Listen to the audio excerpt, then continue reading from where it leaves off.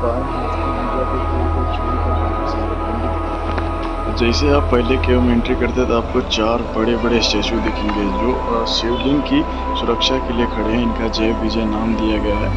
अंदर एक बड़ी सी शिवलिंग है जो भगवान शिव के जो हटाई नहीं गई, जो खंडित भी नहीं की गई है।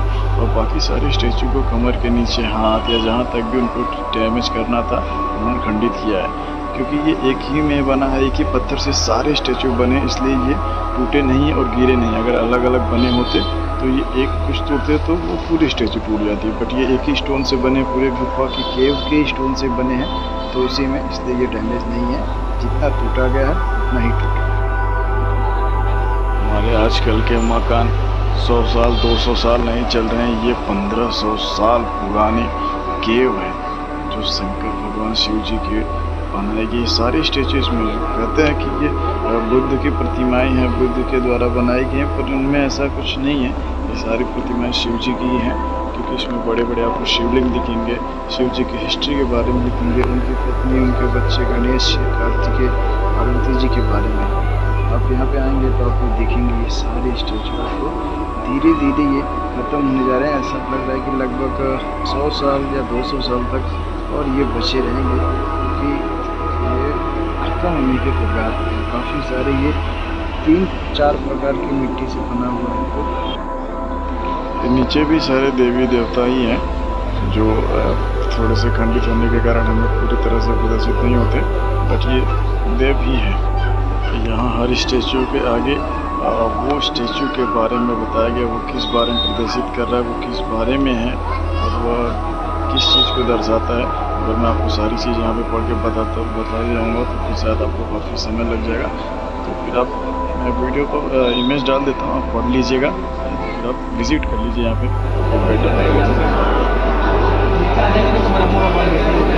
ये पंडित है, शादी यही करता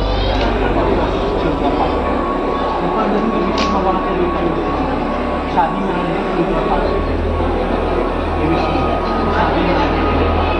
यहाँ पर देवी देवता है। ये फ्लावर थ्रो करने के लिए है और सोबल को ब्लेसिंग देने के लिए आपके यहाँ पर। तो यहाँ पर शादी चल रही है, शादी पूरी नहीं हुई, राइट साइड में जब शादी पूरी हो जाएगी ना, 7 फेरे घूमेंगे अग्नि पर, पूरी होने के बाद पार्वती माता लेफ्ट में आ जाएगी, पोजिशन चेंज हो सकती है। तो ये बिफोर मैरिज है, राइट साइड में आएगी, ये बिफोर मैरिज है। बाद में लेफ्ट में आ जाएंगे तो आफ्टर मैरिज आपको आगे जब पत्नी आती है तो close to the right half position change. यहाँ पर राइट में बिफोर मैरिज आगे जाएंगे, आपको मैरिज कंप्लीट देखने को मिलेगा पार्वती माता को लेफ्ट साइड।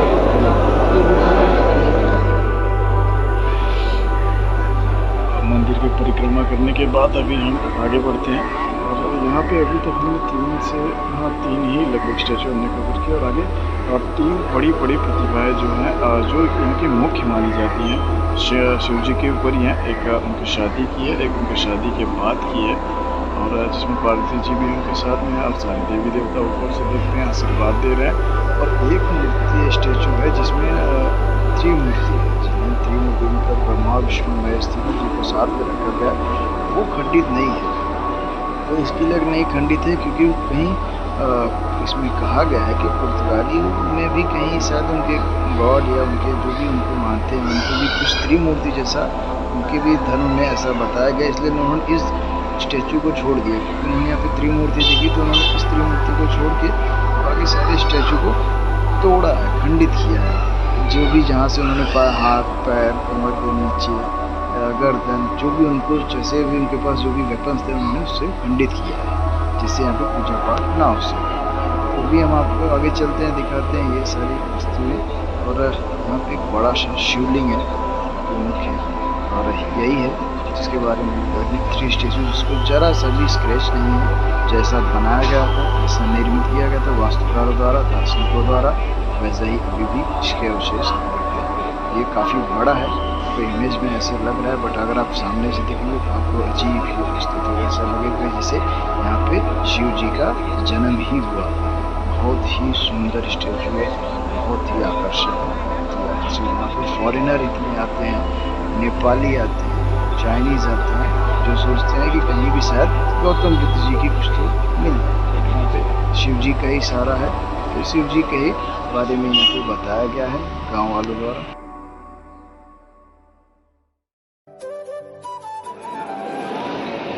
आपको ये देखने से प्रतीत होगा ये स्टेचू है अर्धनारी की है, मतलब इसमें आगे शिव जी की प्रतिमा है, आदि पार्वती जी की प्रतिमा है, इनके बारे में नीचे बताया गया है। और यहाँ पे सारे देवी देवता देखते हैं कि देख सकते हैं आप कैसे ये पहले के वास्तुकारों द्वारा 500 ईसा पूर्व पे।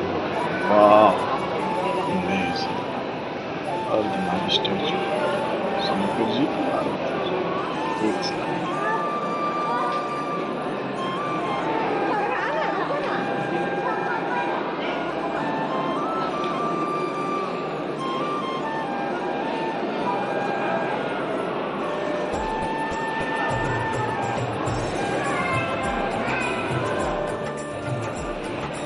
अभी हम चलते हैं मेन शिवलिंग, सबसे मुख्य जो यहाँ का है, जो अभी तक खंडित नहीं किया गया, उसके दर्शन करने भगवान शिव जी के।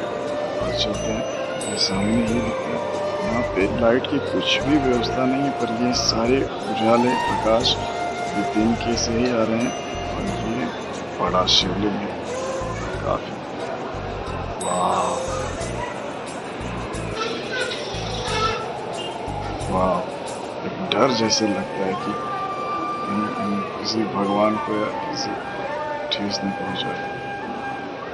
बम बम जय महादेव, हर महादेव।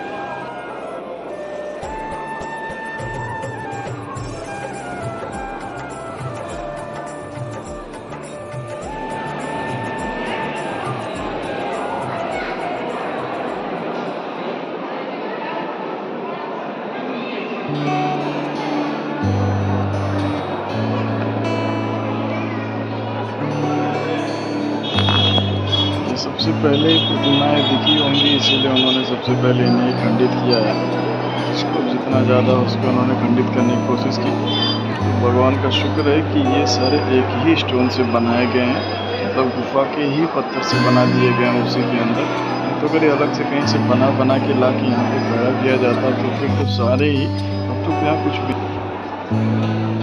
महायोगी शिव इस प्रतिमा का नाम दिया गया, और यहाँ पे उनको कमल के पुष्प पर आसन किया गया। उनके हाथों में 2 नागों के टुकड़े और ऊपर से ब्रह्मा विष्णु महेश, सॉरी ब्रह्मा विष्णु जो देख रहे हैं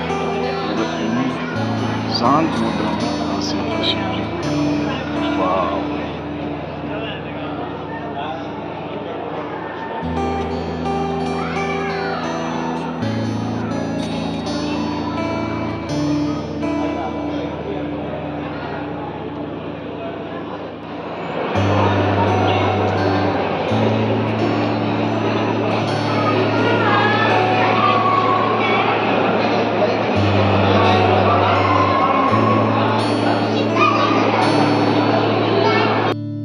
स्टेचू इस बारे में दर्शाया गया है कि एक बार महाभक्त रावण हिमालय से अपने पुष्प विमान से गुजर रहा होता है, तभी कार्तिकेय जी उसे रास्ते में रोक देते और कहते तुम यहाँ से नहीं गुजर सकते। पर रावण महाभक्त वह अपने क्रोध में आकर कैलाश पर्वत को ही उठाने लगता है। इसी पर्वत के ऊपर इस चीज़ को दर्शाया गया कि ऊपर शिव जी और पार्वती जी अपने क्रीड़ा कर रहे हैं, और ये रावण जो आपको नीचे दिखाई देगा उसका फेस उस साइड है, बैक ये साइड है। दशान उसके 10 ऊंचा दिख रहे हैं, जो उन्हें उठाने की कोशिश कर रहा है, जो असंभव है। और इस चीज़ को ये स्टैचू यही दर्शाता है, कैसे रावण शिव जी के उठा रहा है।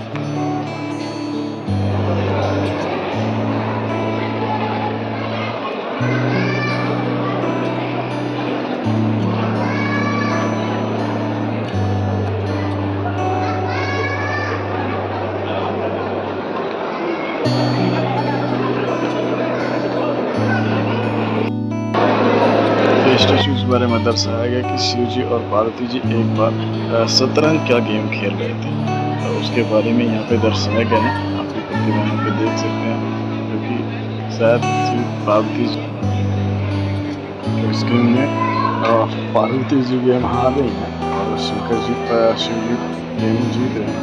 इसलिए पार्वती जी इस तरफ फेस करके रखी है और सारे देवता ऊपर से इनको देख रहे हैं। तो देखना है कि, और ये जो नीचे दिख रहा है कि जज के जैसा हेड है, तो ये वायु देवता है और वायु दिखा रहे हैं। और देखेंगे तो सारे देवता हैं, भगवान शिव जी और का शतरंज गेम देख रहे हैं। क्या दर्शाया गया है ना, अमेजिंग।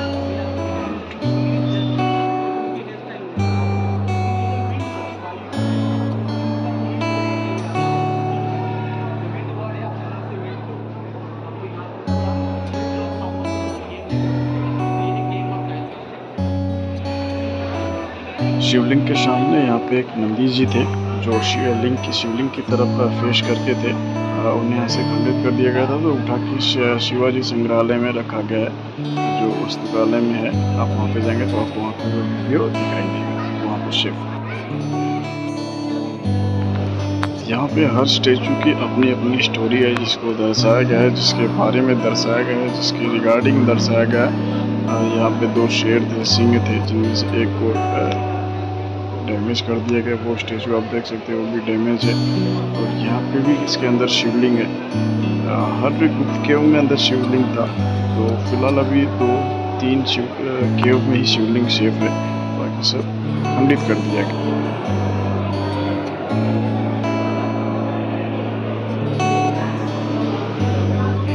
इसी स्टेचू में देखेंगे आप, एक साइड गणेश जी हैं, एक साइड कार्तिकेय जी हैं, और शिव जी के साथ में खड़े हुए हैं।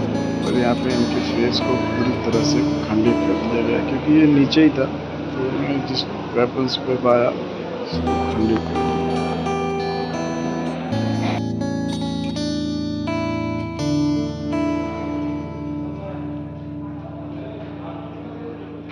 शिवलिंग के सामने ही 2 सिंह को बनाया गया है, जो शिवलिंग की रक्षा के लिए बनाए गए थे।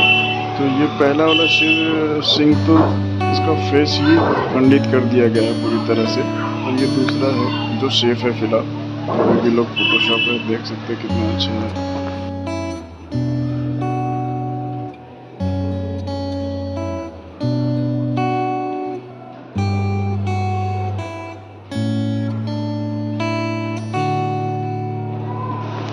इस केव में आने के बाद शिवलिंग के परिक्रमा करने का एक मान्यता है, तो आप चाहें तो परिक्रमा कर सकते हैं शिवलिंग की। तो चलिए हम ये परिक्रमा करते हैं शिव जी की।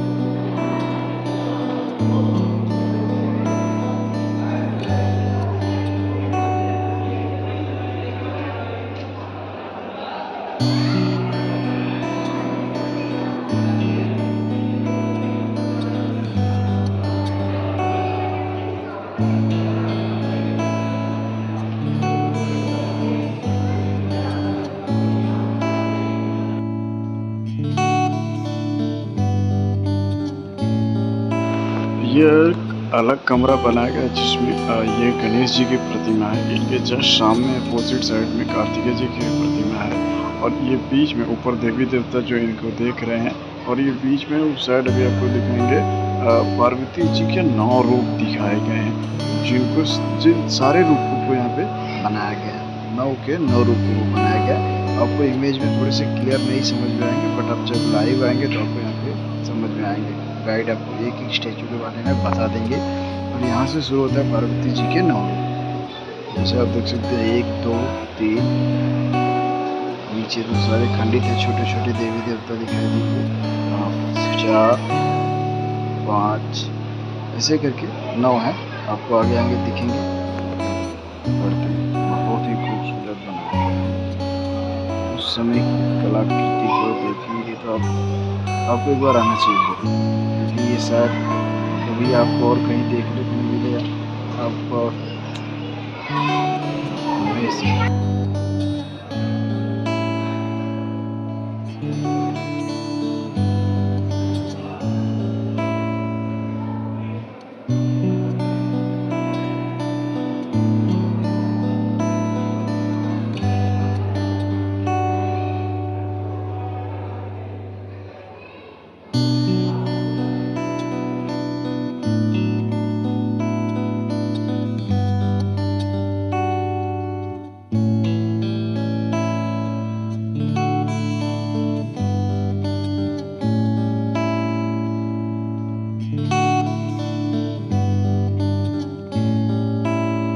आप यहाँ से देखेंगे तो ये केव के सामने आपको दिखाई देगा, वहीं पे ये पूरा केव है। पहले ही केव है जिसके 2 द्वार हैं, ये दूसरा द्वार है। और यहाँ पे सामने देखेंगे तो आप वो रिंग जैसा बना है, सर्कल जैसा, उसी में नंदी जी का स्थान था, बट वो अभी यहाँ से संग्रहालय में लेके जाया गया है। और अभी हम चलते हैं दूसरे केव के पास, और यहाँ पे बाहर भी एक सिंह बनाया गया है, जो शायद इनकी रक्षा के लिए बनाया गया हो। देखते हैं कि यहाँ पे कुछ लोग आराम गृह बनाया गया है, जहाँ पे अगर आप फूड वगैरह लाते हो तो आप यहाँ पे खा सकते हैं बैठ के छाँव में। यहाँ पे मंकी काफ़ी हैं जिनसे आपको थोड़ा सा सेफ और उनको भी देखना पड़ेगा। ये रही 2 नंबर की।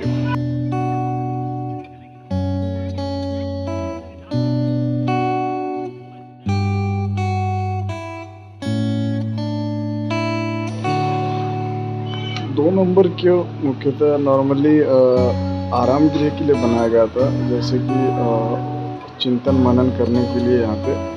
तो ये विश्राम गृह कह सकते हैं आप, जहाँ पे संत लोग विश्राम करने के लिए बनाया गया था। और लेकिन ये पूरी तरह से ख़त्म होने के कगार पे, खंडित हो चुका है पूरा। मुझे लगता है कि ये ज़्यादा समय नहीं चलेगा, इसकी मरम्मत वगैरह तो हो नहीं रही है। अभी ये सारे स्टोन धीरे धीरे खंडित होकर कट रहे हैं बारिश की वजह से। अभी सारे, क्योंकि जिस स्टोन से बने हैं वो स्टोन इतनी टिकाऊ नहीं है, ज़्यादा समय तक ये जीवित नहीं रहेंगे। यहाँ पे एक कुआं है जिसके अंदर पानी अभी भी है, और कहते हैं कि ये शायद पूरे साल पानी कभी ख़त्म ही नहीं होता। और ये तब की बनाई गई है, तब शायद इसमें जो भी लोग रहते थे उनके पीने योग और उनके काम योग के लिए पानी पर्याप्त था। 500 ईसा पूर्व की कारीगरी देख सकते हैं कि पहाड़ को खोद के उसके अंदर कमरे बनाना, जो आज तक अभी भी चल ही रहा है।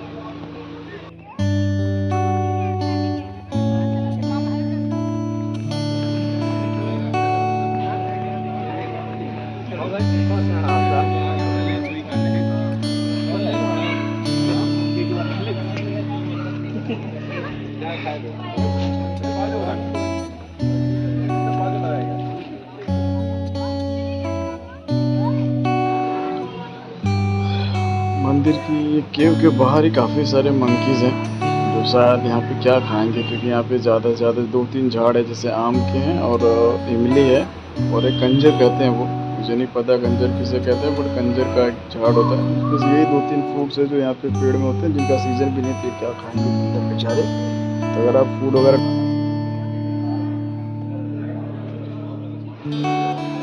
ये केव नंबर 3 है, और इसको मुख्यतः ध्यान केंद्र के लिए बनाया गया था। तो देखिए यहाँ पे ऋषि या संत जो भी लोग थे यहाँ पे, वो ध्यान के लिए अपने बनाए थे, यहाँ पे वो रहेंगे। पर पुर्तगाली और ब्रिटिश जिन्होंने सब नाश कर दिया।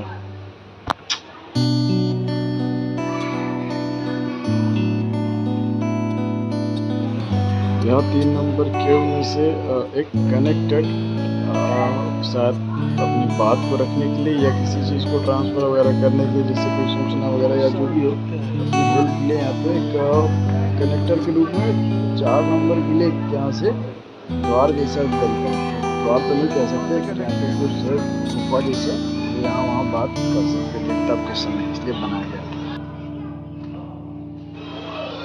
मैं आपको एलिफेंटा केव की सारी चीज़ें एक तरफ से एक चीज़ इसलिए दिखा रहा हूँ, हो सकता है आप आए या ना आए, और ये कल के इतिहास में हो या ना बचा हो, ना क्योंकि भूकंप और क्या कुछ भी, मतलब वो भी आइलैंड है तो कुछ भी हो सकता है यहाँ पे। अगर कुछ हो जाता है तो हम जिन चीज़ों को अपनी यादों में रख सकते हैं कि हमारे पहले पूर्वज ने जो काम किया था उसका हम देख सकते हैं। ये फिलहाल 3 नंबर केव के एंट्रेंस पे ऐसी स्टैचू बनाई गई है कि अंदर अभी फिलहाल कुछ नहीं, वहाँ पीछे एक शिवलिंग था जो अब यहाँ पे नहीं है, वो भी संग्रहालय में मिल जाएगा। शिवाजी छत्रपति संग्रहालय जो यहीं पे ही है, चर्च गेट में। आपको कभी आएंगे तो वहाँ पे आपको मिलेगा, यहीं पे वो शिवलिंग स्थापित था।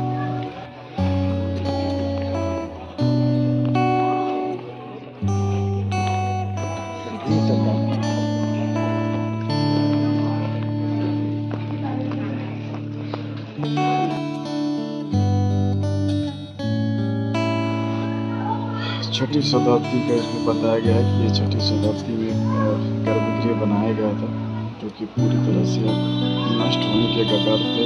थोड़ा बहुत टचअप यहाँ पे ऊपर से दिया गया, जो कि सरिया गिट्टी सीमेंट दिख रहा है। ये अभी के समय में थोड़ा सा टचअप दिया गया था, लगभग तो भी 5-10 साल पहले, जो कि वो भी जंजर हो चुका है। और ये अंदर देख सकते हैं अभी एकदम डैमेज होने का कगार पे। अगर आप आना चाहते हैं तो जल्दी हो सके आप विजिट कर लें यहाँ पे।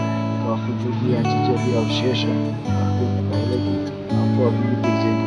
हिस्ट्री बहुत ही नॉलेजेबल फूल होती है, हमें हमेशा अपने हिस्ट्री को जानना चाहिए, क्योंकि आगे हम जब भी बात करेंगे हम बात करें, इससे अच्छा हम पहले अपने पीछे देख लें कि हमारे इतिहासकार कैसे थे, इतिहास में और क्या कर सकते हैं क्या नहीं कर सकते हैं। यहाँ पे 2 बड़ी बड़ी प्रतिमाएं थी और ये तो ऐसा लग रहा है जैसे गणेश जी हैं। तो यहाँ के बाहर कुछ मेंशन नहीं है। 2 बड़ी प्रतिमाएं खंडित कर दिया गया है ब्रिटिश सरकार द्वारा। वाह, ब्रिटिश सरकार, काश तुम अभी भी यहाँ होते तो हमारी गवर्नमेंट आपके साथ वो जलाल खेलती, क्योंकि गवर्नमेंट का काम था खाली एक दूसरे को बेवकूफ़ बनाना। इतिहास जो पहले से बना हुआ नहीं मेंटेन कर पा रहे हैं, वो ब्रिटिश को कैसे मानते हैं। ये फिलहाल सारे कमरे खाली हैं और इसे भी विश्राम गृह बनाया गया था। इसके अंदर कुछ था तो अभी यहाँ पे बाहर पता नहीं चल पा रहा है और नहीं बाहर किसी चीज़ में मेंशन है। तो आप आइए देखते हैं आगे क्या मिलता है। 5वीं केव के सामने से ये गांव दिखता है छोटा सा। ये ताड़पत्री है, इसके अंदर पानी का बचाव करके ये इससे रेगुलर लोग पानी यूज करते हैं पीने के साथ, कहीं और से देते हैं। चलते हैं और आगे देखते हैं 5वीं केव। फिलहाल 5वीं केव में कुछ है नहीं, क्योंकि वो अब आधा गिर चुका है, धंस चुका है। थोड़ा बहुत है, इसके ऊपर अंदर जाना हमको अलाउ नहीं है, तो बाहर से बैरिकेडिंग करके उसको रोक दिया गया है। बाहर से आप देख सकते हैं अंदर की तरफ, जो कि ये भी ध्यान अंतर केंद्र था, लेकिन अभी ये पूरा ढह चुका है पूरी तरह से, तो सूख चुकी है। बाहर से आप देख सकते हैं गिर चुका है। 1500 साल पहले की चीज़ें बहुत ज़्यादा ठीक है। ऊपर से एक आइलैंड है, मतलब साल्ट जैसी यहाँ पे मिट्टी है, नमक के जैसे। खारे पानी के कितने पत्थर रहेंगे मजबूत, तो आप जानते हैं। तो कहीं और के पत्थर मजबूत होते, लेकिन समुद्र के पत्थर थोड़े से नमकीन जैसे कमजोर हैं। अभी हम यहाँ से ऊपर चलते हैं कैनन हिल के पास, जहाँ पे बताया जाता है कि पुर्तगालियों द्वारा और ब्रिटिश द्वारा छोड़ी गई 2 तोप हैं, जो कि रियल हैं और यहाँ पे चेतावनी है। और ये सारे फॉरेनर यहाँ पे ज़्यादा लोग जाते हैं, पता नहीं क्यों, शायद तोप को देखने। यहाँ पे फिलहाल तोप है और बंदी गृह है, जहाँ पे बंदियों को कारागृह में रखा जाता था। और फांसी का घर है, फांसी घर है। और वहाँ पे बॉडी को जलाने के लिए, शायद तक शव को जलाने के लिए वो गृह बनाया गया था। ये है पहला तो। चलो हम अंदर से दिखाते हैं आपको कि इसके अंदर कैसे चलता था ये। फांसी के लिए तोप रखा हुआ है और अंदर ये खाना बनाया, जहाँ के अंदर से ये चलाया जाता था। हमें तो पता नहीं है कैसे चला जाता है, बट इसकी जो इंस्ट्रक्शन है ये भी मौजूद है यहाँ पे। आप देख सकते हैं बहुत ही 1500 साल पुराना लोहा टिकना, मतलब बहुत ही। अभी यहाँ पे लोग आते जाते हैं, इस पर स्केचेस करते हैं, नाम वगैरह लिखते रहते हैं। लेकिन आप यहाँ पे इतिहास को देख सकते हैं कि तब के ज़माने का जो वेपन्स थे या अभी भी सेफ हैं। देख सकते हैं, झलक उनको आप पा सकते हैं। बाहर से दृश्य तोप का, कि आपको जिस दिशा में इसको चलाना हो आप इसको घुमाना, मतलब वाह। आज के समय की इतनी बड़ी तोपें तो पूरी तरह से लौ काफ़ी कठोर है। जो यहाँ से जिस दिशा में चलाना उस हिसाब से आप यहाँ से पुर्तगाली या ब्रिटिश जो शासन यहाँ पे करते थे वो चलाते थे।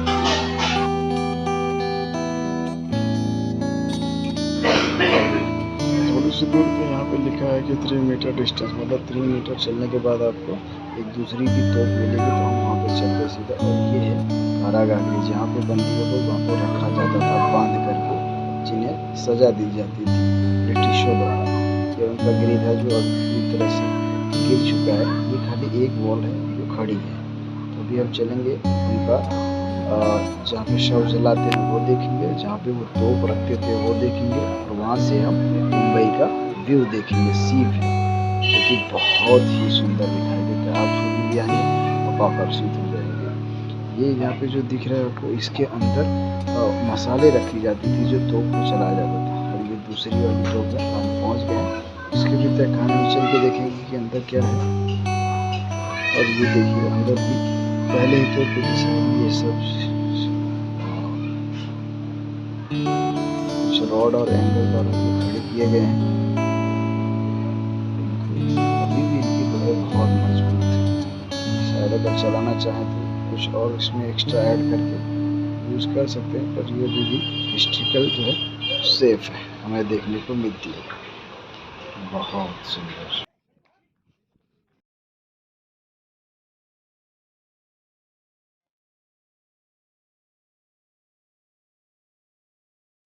और यहाँ पे सब चीज़ें छूटी गई हैं अभी भी, और कभी भी आएंगे तो इनके अभी भी आपको दर्शन। सी व्यू के बारे में तो मैं कुछ कहूँगा नहीं।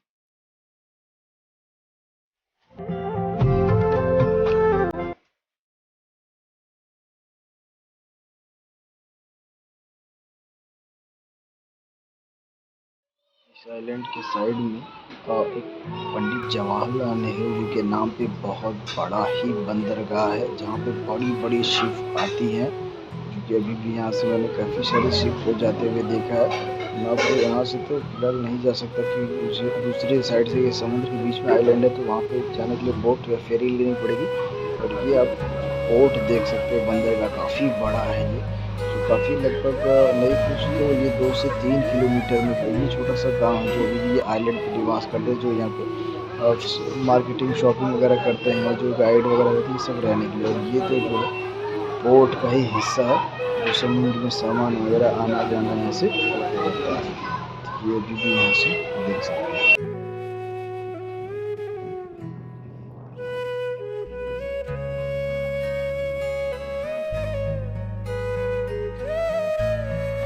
चलिए अब हम वापस चलते हैं, और ये आइलैंड का लास्ट व्यू।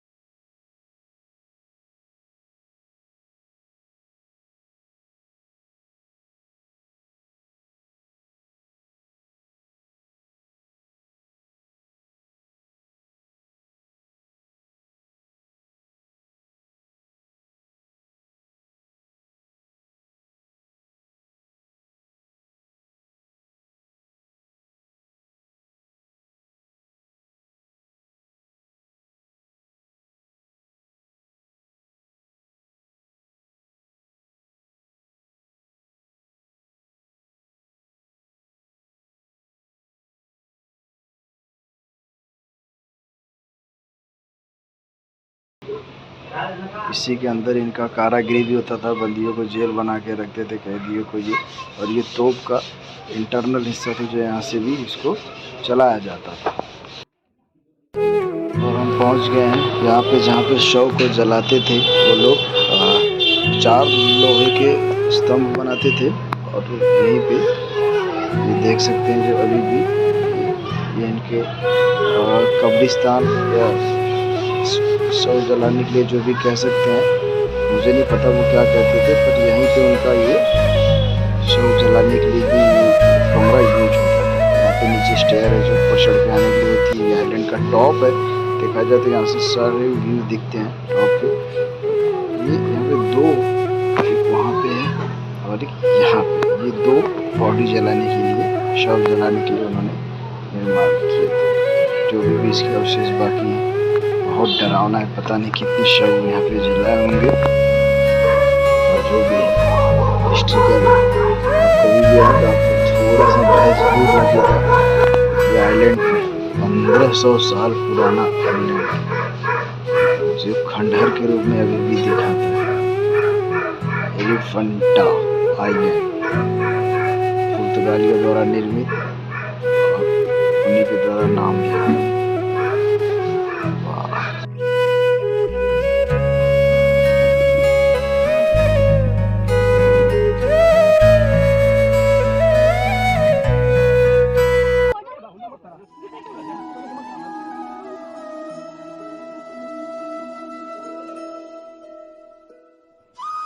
और चलिए, अभी मुझे 3 बज गए घूमते घूमते। यहाँ पे इतनी बड़ी जगह है और इतना अच्छा लग रहा था यहाँ पे घूम के, बहुत ही नॉलेजफुल है। आप अपनी फैमिली के साथ यहाँ पे ज़रूर आ सकते हैं, एक बार तो अपने लाइफ में यहाँ जरूर आए।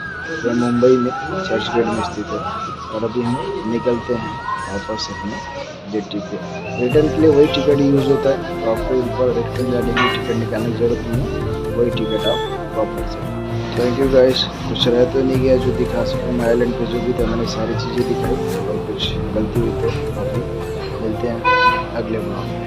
Thank you guys, please subscribe and follow my channel. आगे भी मैं ऐसी जगह जरूर चाहूँगा।